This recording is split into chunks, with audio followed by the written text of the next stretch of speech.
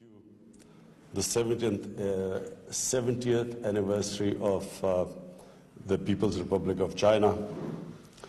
We have seen how China has struggled, then learned from its mistakes, and then how today China is the fastest growing economy in the world. So we have watched China. There was a time when Pakistan was considered one of the fastest growing countries in Asia in the 60s. And we heard that China learned a bit from Pakistan. And now is the time for Pakistan to learn from China. Personally, the thing that inspires me most about China, what inspires me most about China is the way they have lifted 700 million people out of poverty in 30 years. This has never happened in human history. And for someone who cares about humanity, I think this is an example which the entire world can follow and learn from China. So, for me,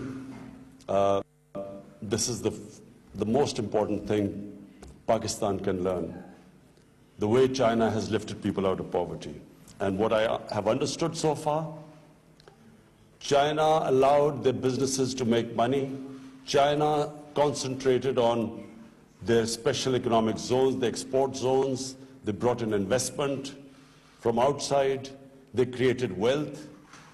And from that wealth creation, they spent it on the less privileged, poor section of the society. And that's how they've achieved the miracle, and that's what we intend to do in Pakistan. The other thing I've learned from China is the way China has tackled corruption. President Xi Jinping's, one of his biggest crusade has been against corruption. And from what I hear, correct me if I'm wrong, that some 400 people, ministerial level people in the last 5 years have been convicted on corruption and put behind jail. And then, you know, I read in the papers, now I don't know whether it is true, that there was a Chinese mayor who, tons of gold was found in his room. And within 5 days he was convicted. So, why is this very important for not just Pakistan, but most of the developing world to learn from? Because the most important thing is, if you have corruption, it stops investment. Corruption is one of the biggest impediments in investment coming into your country. The reason, one of the main reasons why we have not been able to develop this great potential of Pakistan has been the fact that red tapeism, and red tapeism is also because of corruption. When you slow down, by slowing down procedures through red tape, it is a way of getting speed money, corruption money. And corruption, when firms have an opportunity of, they can invest anywhere in the world, they will always invest in economies that are cleaner, economies where there are less impediments in the way of investment. So I wish I could follow President Xi's example and put 500 corrupt people in Pakistan in jail. But unfortunately, we have a very cumbersome process, and so we hope in time we will improve it. But I do believe that this is something also, the way China has gone ahead, the way they have learned from their experiences. I went to the Chinese Communist Party, and they explained to me the process of meritocracy, how everything is analyzed, how there's a constant think tank thinking of how to improve themselves. So this is remarkable about the way China has gone ahead, and looks like it will leave all the countries behind within the next decade. Now, Pakistan. Since my government has come into power, we have taken a conscious decision that we will make it easier and easier for investors to come into Pakistan, and we will want them to make profits in Pakistan. We will encourage profitability. We had a mindset where businesses, when they started making profit, there was some sort of an envy in our system, in our bureaucracy, amongst our politicians, and they would somehow want to pull them down. This government is the first government since 1960s which is encouraging businesses now, which wants them to make profits in Pakistan, which wants them to get rich in Pakistan. And the Prime Minister's office is driving this, the opportunities for people to invest in our country. The ease of doing business is driven from the Prime Minister's office. Now we have just formed a CPEC authority because we were having problems in CPEC projects because they were under a lot of different ministries. Now we have decided that there will be one authority which will resolve all the problems of CPEC. And that authority will be in the Prime Minister's office so that it can, my office can make it easier for people investing in Pakistan, people from China investing in Pakistan. I'm pleased to say that we have done a few things which I will tell you. We have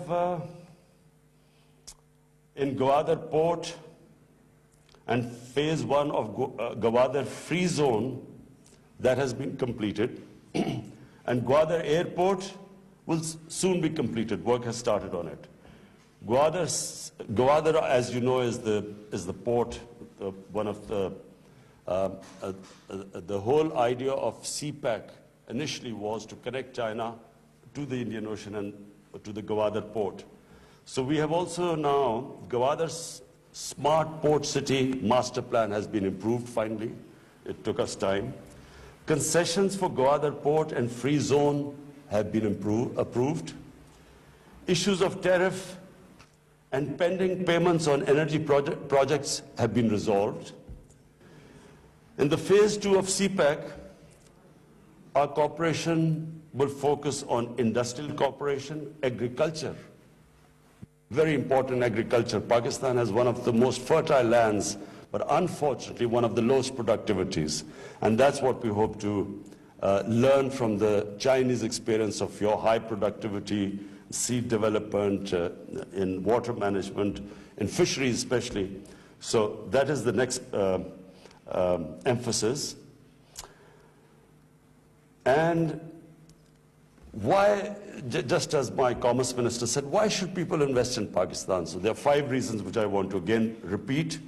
Pakistan's strategic location.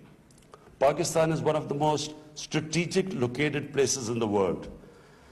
Number 2, we have a population of 220 million people.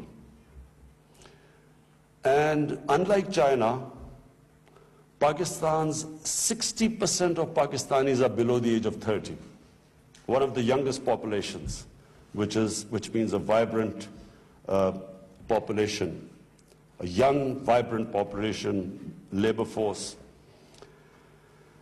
And then we have started this economic revival through reforms.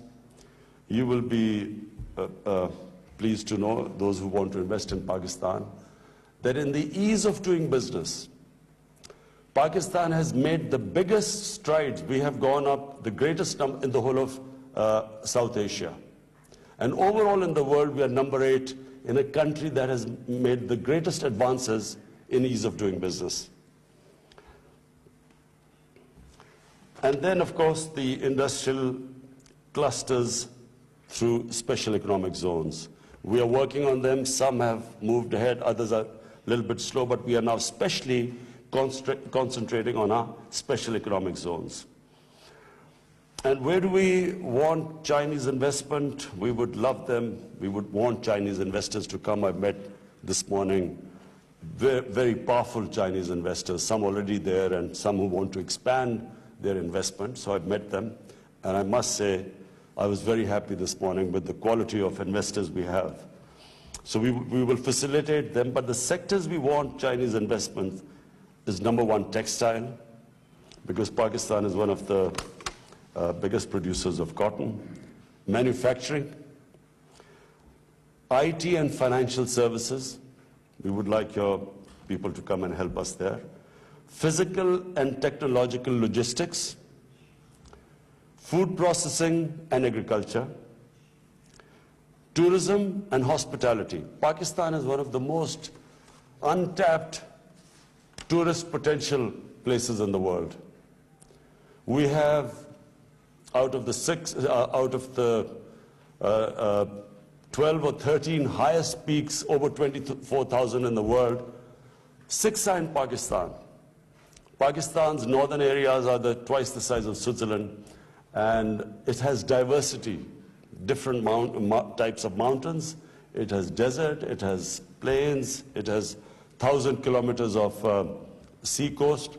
So it is very diverse, a country which is not untapped for tourism so far. Secondly, Pakistan is one of the most, for religious tourism, it is one of the most sought after place for Buddhism. It was one of the centers of Buddhism. Taxila was one of the centers of Buddhism. Then for Sikhism, then for Hinduism, and then even for Christians, it has the highest number of churches in a non-Muslim, in a non-Christian city. Plus, Pakistan is one of the, well, I can't say this here because China is one of the oldest civilizations in the world, but compared to the other countries in the world, Pakistan is one of the oldest countries with a 5,000 years old Indus Valley civilization. Housing, we are just starting on one of the most ambitious plans of housing in Pakistan. We have decided to build 5 million houses in 5 years. Pakistan has a huge shortage of houses. We have at least a demand of 10 million houses right now. So there's a big shortage. So we are trying to build in the next 5 years 5 million houses, and affordable houses for people who cannot buy expensive houses. So we would appreciate, we would invite Chinese investment there. And then oil and gas.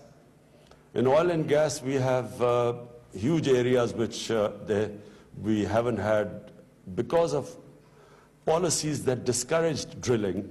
We haven't had much interest in there, because now we have initiated policies for companies to come and drill in oil and gas. And then, of course, one of the biggest copper and gold reserves. We have big coal reserves in Pakistan, in Thar. So we already have Chinese companies in both, in gold as well as in coal. Security situation in Pakistan has improved. There was a time when people were scared to come to Pakistan because of our security situation. Thanks to our intelligence agencies, our security forces, Pakistan is now one of the safest places, and so that no longer is the issue. But we have specially created security forces to protect our Chinese workers there. So for Chinese, we have actually created a special force so that, to provide them extra security. Our visa regime. We have liberalized our visa regime. For Chinese nationals, they can actually come and get visa at the airport. This was not the case before. We had a very difficult visa regime. So that has been eased up, and it is also for 70 other countries we have allowed them to come and get visas at the airport. All the major cities of Pakistan are connected with air routes now. This is now exactly where China was in 1978. This is where Pakistan is now. It's a great time to come and invest in the country. Our labor cost, as my Minister of Commerce said, our labor cost is only about 20%. 20% of what is the labor cost in China. So there is a comparative advantage now. We have of course, developing the free trade agreement with China. Now to the next phase, we are developing that further. And Pakistan, of course, because of its location, it gives Chinese companies coming into Pakistan to re-export from Pakistan. It's much easier, bearing in mind the trade restrictions right now on Chinese goods. So, finally, this is a great opportunity. I have especially come here, I came here today to talk to the Chinese investors. This is the time to come to our country. And from me, as the Prime Minister, I can assure you that the Prime Minister's office will be dealing with all the major investors in our country. And CPAC will be dealt again from the Prime Minister's office, so to make it easy for you to invest there and to remove all hurdles that are in your way. It's an exciting time in Pakistan because as we open up our country for business, it is a great opportunity for people to come and invest. And as we change the mindset in Pakistan, we want businesses to come and make money. We want businesses to come to China and make big profits, so that the more profits you make, we feel that more investors will come to Pakistan. Our main aim is that as we create wealth in our country, we want to raise, like China, we want to raise the people out of poverty as China has done in the last 30 years. Thank you very much.